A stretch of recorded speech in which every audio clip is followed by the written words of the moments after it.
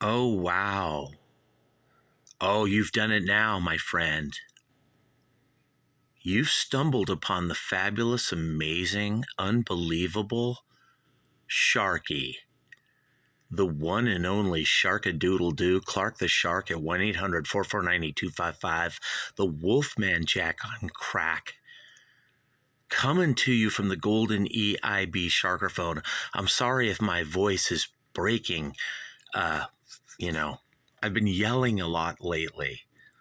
People say that Shark yells a lot, and usually I just whisper, but I guess I have a really loud, annoying whisper. Right here on the Clark the Shark Show, 1-800-449-8255. One of the most misunderstood geniuses in the universe. That's the Sharky. And of course, I'm talking about the Beatles. This album right here. The White Album, 1968. Yeah, man. Hey, I want to thank all you guys for watching my music with Greenhouse Effect. All over the country, Ohio, Philly, Minnesota, Seattle. Why do you guys in Seattle like Clark the Shark so much?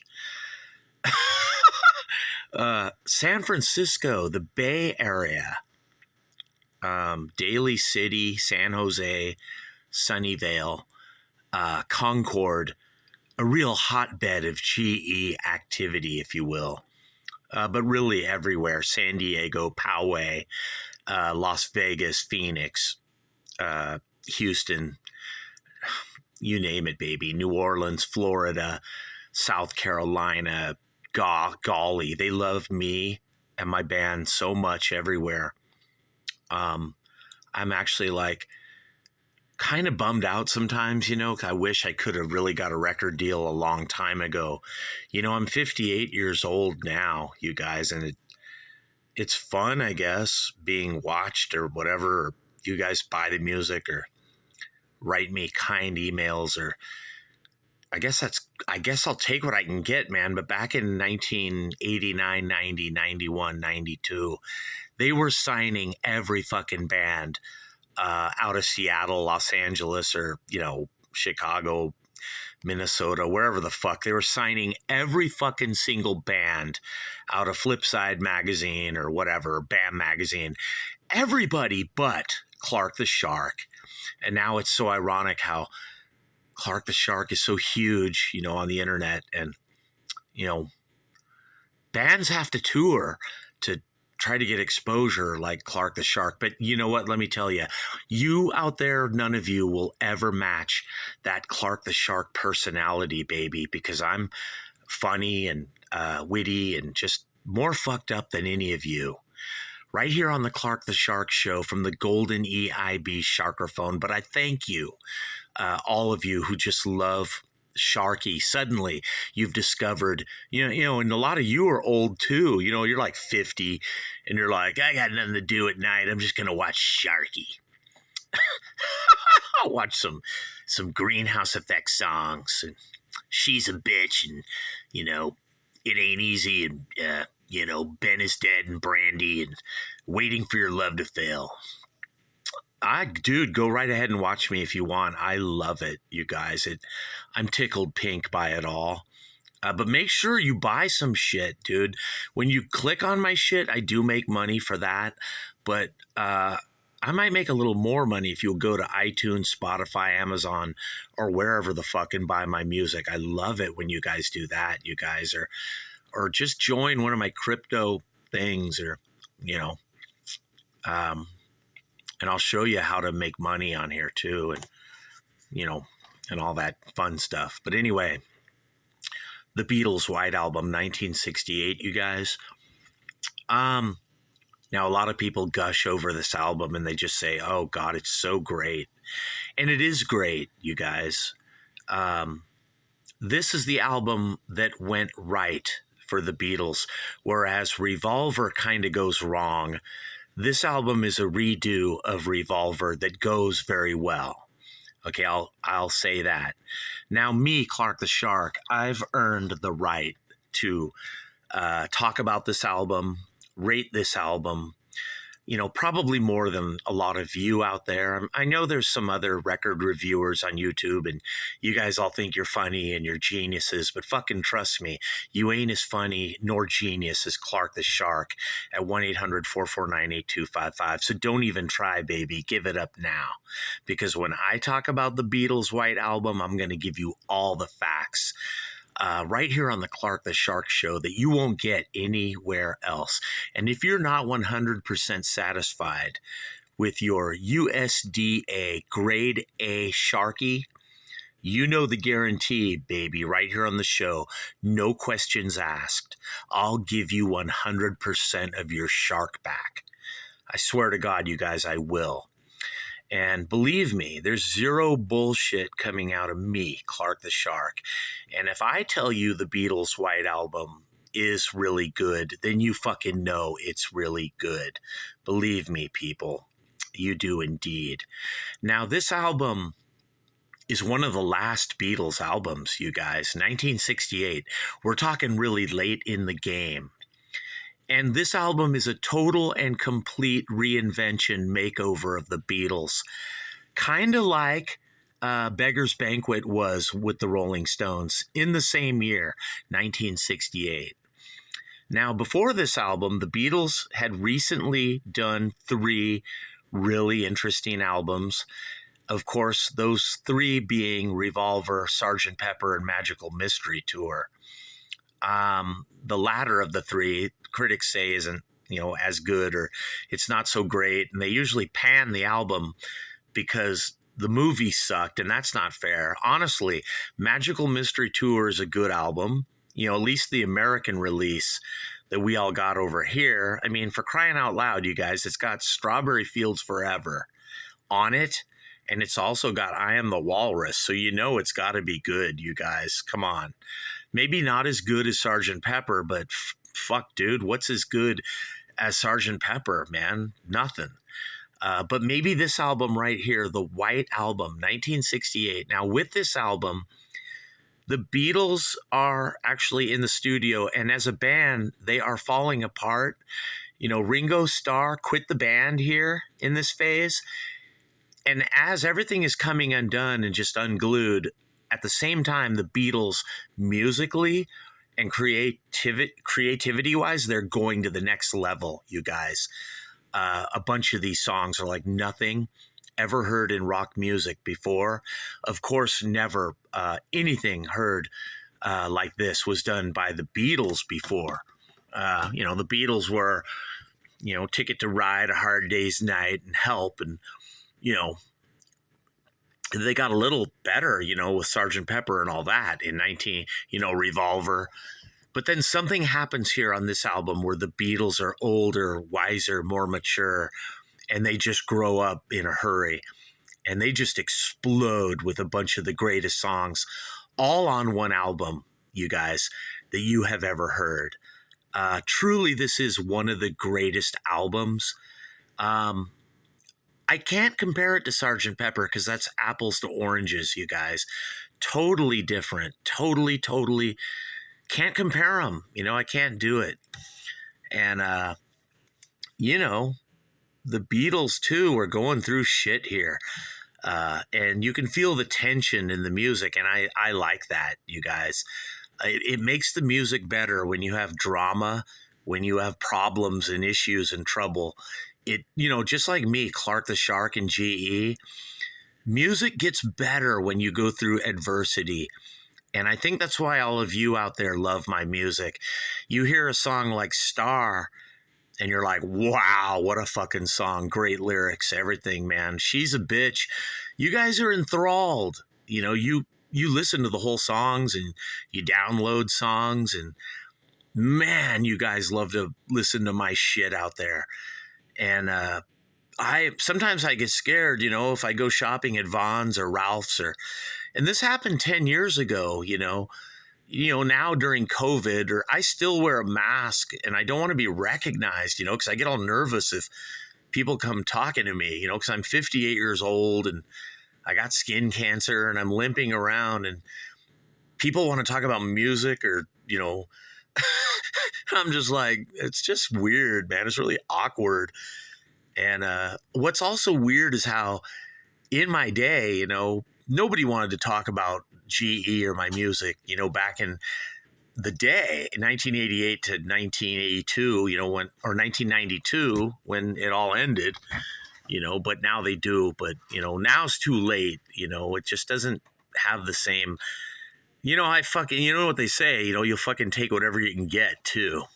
And, or maybe you won't, like me, Clark the Shark. I'm just over it. But, I'm not over this album, you guys, and what a great album this is, the Beatles' White Album. It's going to get 5 stars. That's Oxford right there. It was, Surrey, or maybe Oxford, I don't know. But 5 stars for sure. Oh, it's Abbey Road, it's Oxford. There's always like a picture of a castle. Or, oh, look at John and Yoko, they're so rebellious in bed for peace. John. But, you guys, I don't even care about the stars. I know this gets 5 stars. One of the greatest albums ever. And the Beatles went to India. We reject Christ, but we love to follow transcendental Indians. And, like Pete Townsend, some guy that never says anything like that. The Maharishi or, Yogi or Mayor Baba or whatever. You guys should just fucking, come on, man. Quit with this Indian fucking shit and just go to church at 1-800-449-8255 or just go to the Church of Sharky and worship me. I mean, look at this shit, you guys. 5 stars, baby, of course. A White Album. And this album starts off, with one of the greatest songs ever. And of course, back in the USSR, the very first song on the album, Ringo is not on this song. Paul plays drums. They just overdub it. And, he's like me, Clark the Shark. He's in the studio playing drums and guitar and bass and shit. How fucking cool is that, What a song, you guys, back in the USSR. Great song. Dear Prudence, of course, you guys, fucking amazing. John Lennon. Glass Onion, awesome, dude. Fucking awesome song, you guys. One of the greatest by the Beatles. I don't even need to review this. It's just all amazing. But Obla Di Obla Da is a song, it's Paul McCartney at his worst, and I fucking hate that song. But of course, like Genesis Abacab, if I hear Obla Di Obla Da, I'll just listen to it, like a fucking idiot or something. But, come on, Obla Di Obla Da. I mean, it's a good melody and all, but Paul probably ripped it off from some classical song like he usually fucking does. And Wild Honey Pie, one of those, bad Beatles songs that's, really lame, like Obla Di Obla Da, but you still listen to it, nonetheless.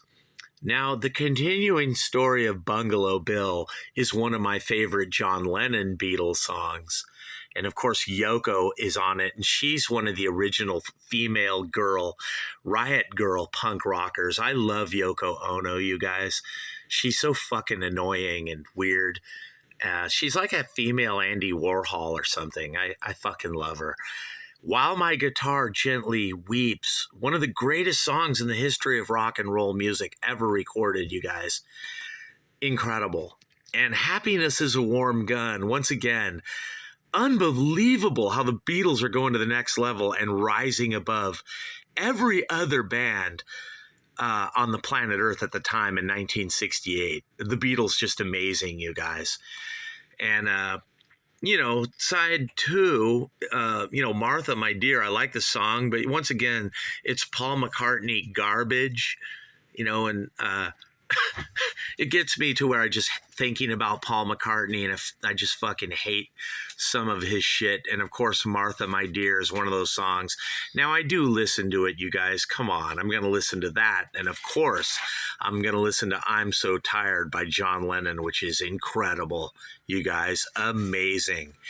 And Blackbird, Paul McCartney redeems himself here with a great song. I love Blackbird, the little acoustic. It's killer, you guys. Piggies. Unbelievably awesome song, Piggies, George Harrison, of course. And Rocky Raccoon by Paul McCartney. He redeems himself again. I love Rocky Raccoon. Even though it's Paul McCartney and I fucking hate Paul McCartney and I can't stand him, I love me some Rocky Raccoon. What a fucking awesome song. Don't Pass Me By is a crappy, it's this era and this phase's version of the shitty Ringo song. You just wish wasn't on the album. I hate Don't Pass Me By. I listen to it nonetheless. It's got some interesting, violin and shit in it. Admittedly so. But usually the Ringo Starr Beatles songs, I fucking hate them. Why Don't We Do It in the Road? I like that, even though it's too short. I wish that would have been developed into a bigger Paul McCartney song. It's not long enough. I like the concept. I like the idea. Why don't we do it in the road? I've asked myself that many times, Sharky. Just get naked. The guy here where I live says I walk around the house naked, too. Can you guys out there imagine Shark walking around naked? I fucking really walk around naked. It's fucking genius. And I Will and Julia, a couple of songs at the end of side 2, kind of just little generic tunes. But of course, Julia, it's almost like John Lennon is answering Harry Nilsson, not Henry Nilsson. Julia, about John's mother, great song. And I want to dedicate that to my mother, Joanne, who passed away in 2011. God rest her soul. She's in heaven, you guys. Joanne. And the other song, I Will by McCartney, good little song, but kind of generic. Couple of little acoustic ditties close out side 2. Now, side 3 gets fucking amazing, you guys. This is one of the most amazing sides of a rock and roll album in the history of rock and roll. Birthday, incredible song, heavy, hard rocking. It's like it's inventing heavy metal. I don't even know where the Beatles got this idea for Birthday in 1968, but you can tell the Rolling Stones and the Who and everybody looked at that song and they were like, we want a song like Birthday, and we want to sound like that, baby. That song is amazing. Birthday, probably mostly by Paul McCartney too, believe it or not. Great song, man. Year Blues, of course, by John Lennon, and that he plays with his impromptu one-time band, the Dirty Mac, with Keith Richards and Eric Clapton. Year Blues is awesome. And of course, Mother Nature's Son, which was covered by Harry Nilsson. Killer. I love Mother Nature's Son, even though it's by Paul McCartney. He's redeeming himself, you guys, on this album here. For me, Clark the Shark. And everybody's got something to hide except for Me and My Monkey, one of my favorite Beatles songs by John Lennon. Just incredible, you guys. Side 3 of this is so amazing.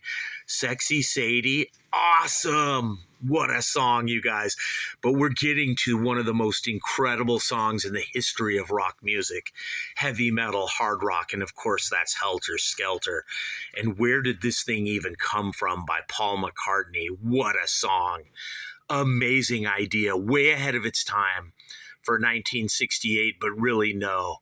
It fits right in with 1968, baby. And Helter Skelter tells the world that the Beatles are number one still, and they're number one forever, baby. The Beatles are just laying it down that don't fuck with us. We're number one.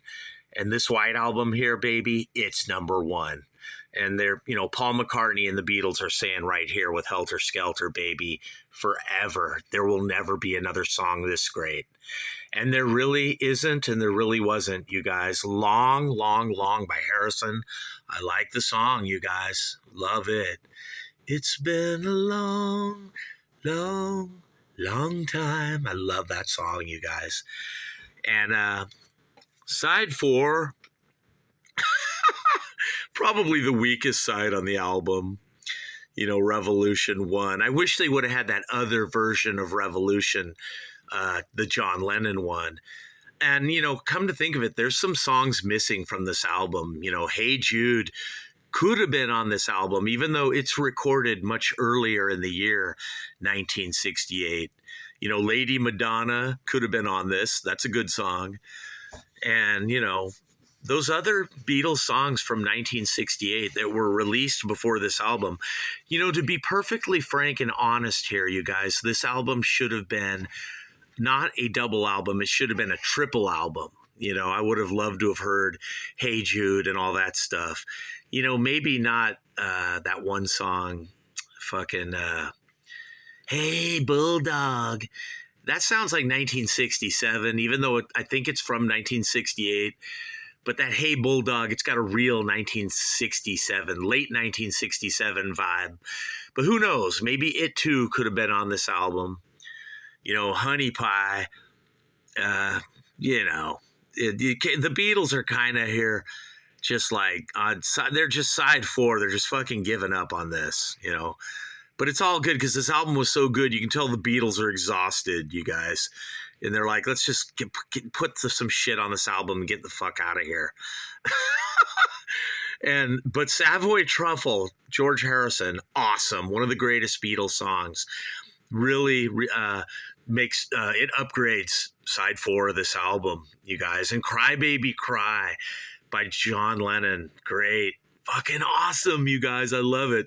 It's almost like the Beatles can do no wrong even when they're doing wrong, you guys. And then Revolution, number 9.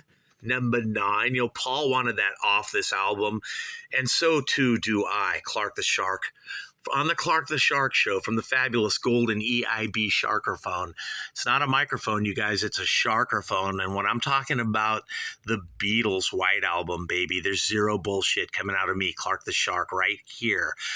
The Wolfman Jack on crack. And I just gave you guys the most accurate review of this amazing Beatles album where they went to the next level, you guys. And sadly, this would be one of the last Beatles albums ever, you guys. They only had 2 more after this. And I wish the Beatles could have gone on forever. I would love to have heard a Beatles album from 1970, 71, 72. But it's a bummer how just they disappeared too soon, you guys. The Beatles, rest in peace. Gone too soon. The crappy career of Paul McCartney, it wasn't worth it, you guys. And John Lennon's music is better post-Beatles than Paul's. And George Harrison's fucking albums are amazing. And even Ringo has good shit. Of course, later on, Paul would get better, Band on the Run. And all this good shit Paul would do, I appreciate. And I'll give him credit. It definitely has more than merit. But I wish the Beatles could have gotten back together. I wish Mark David Chapman hadn't shot John. I would have loved to have seen one more Beatles album, one more Beatles tour, one more all new Beatles album somewhere in the 70s, even if it's the late 70s or early 80s. But we'll never know, you guys. Only Paul and Ringo remain now in 2023. George and John are gone, you guys. But me, Clark the Shark, I'm still here and I'm going to live forever. Cancer and all, I don't care, you guys. Nothing will stop me. And even if I'm not here, you guys can always come here if YouTube doesn't ban, delete, and shadow ban all my videos like they have done to me 9 or 10 channels before. Sadly, you guys. But you can find my music at Blogger with Vimeo, Reverb Nation, Django Radio. All the big tech places have banned me, but you can still find me if you look, and you will find me forever. I promise, because my ghost will come back, you guys. If I die, I'll come back to all of you and I'll say, this is where you can find Shark. You'll be sleeping one night having a dream, and I will appear to you and I'll say, hey, you want to find some Sharky, don't you? Well, don't call 1-800-449-8255. I'm going to show you where to go at Vimeo or Blogger or somewhere where you can watch the Shark. And hopefully, too, you will play this fabulous Beatles album, the White Album. And by the way, man, the Beatles are bluesy.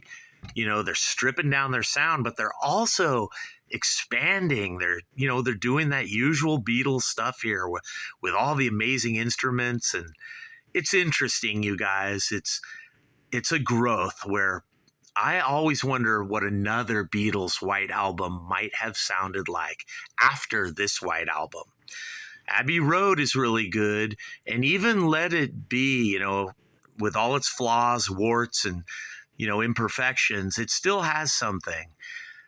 But this album here just might very well be the greatest Beatles album, you guys, the White Album, 1968. Rolling Stones, Beggar's Banquet, eat your heart out, baby. The Who, Tommy, forget you, baby. You don't have a chance. It's the Beatles, the White Album, right here on the Clark the Shark Show. And you just heard the word, the gospel, the testimony, the truth, laid in stone, laid in granite, right here on the Clark the Shark Show from the golden EIB Sharkerphone from the Wolfman Jack on crack, baby.